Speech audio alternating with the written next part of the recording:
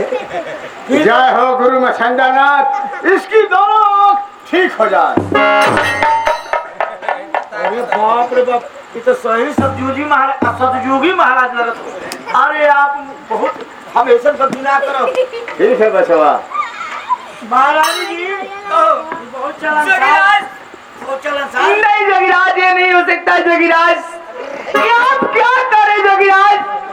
दोनों रथों की अपने पति को दान में दे सकती हैं जोगिराज।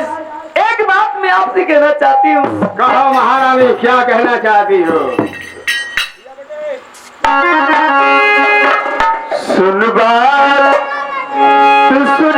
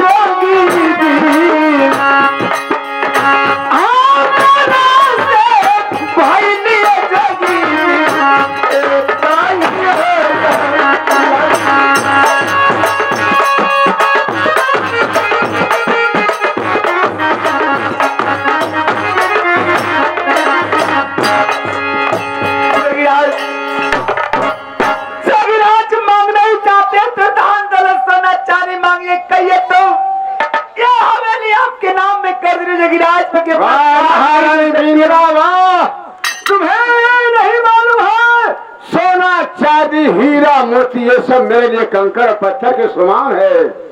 महारानी, मैं चाहता तो तेरे राजमहल को तहस नहस कर देता, लेकिन गुरु का आदेश नहीं है, ऐसा करूंगा नहीं।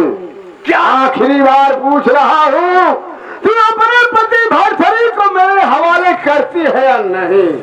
जोगिराज, योगी महात्मा की ये धर्म नहीं है जोगिराज, क्या आप किसी का पति मांग लें? नहीं जोगिराज, मुझे माफ करिए, मैं आपको अपना सुहाग नहीं दे सकती हूँ। एक बार फिर सोच ले महारानी पिंजरा, मैं आज तक किसी के दरवाजे से खाली नहीं गया हूँ, और तेरे महल में आया हूँ 3 वचन दी है और वचन दे करके मुकर रही है। दरबार हाँ महारानी जी। मैं समझ गई, दरबार है जोगी कोई फोकटी लग रहा है और मैं चाहती हूँ कि हवेली से धक्का मार कर इसे हटाओ मेरे सामने से। हुक्म है दरबार, हटाओ मेरे सामने से। आप खाली आदेश तो दे, पटक के तकड़ोल को वहाँ पे छोड़ा भागिए कि ना भागिए? मैं आदेश नहीं दे रही हूँ। भागा ले तो ठीक।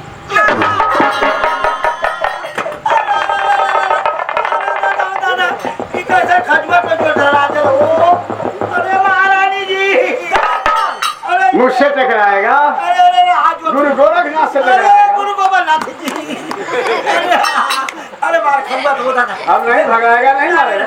ना ऐसा गलती ना करो, मार खजवा तो। अरे बाप, अरे तो बहुत ज्यादा। हटाओ कि नहीं मेरे सामने से? अरे महारानी, तेरे राजमहल में कोई ऐसा इंसान नहीं है जो कि मुझे धक्का दे दे। तुम्हारे राजमहल में मेरा अपमान हुआ है, मैं हाँ रुक नहीं सकता, लेकिन जाने से पहले तुम्हें कुछ बतला कर जा रहा हूँ। क्या बतलाइबा?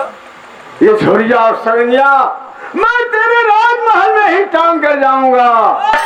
लेके भागा, ये टांगो, ये टांगो।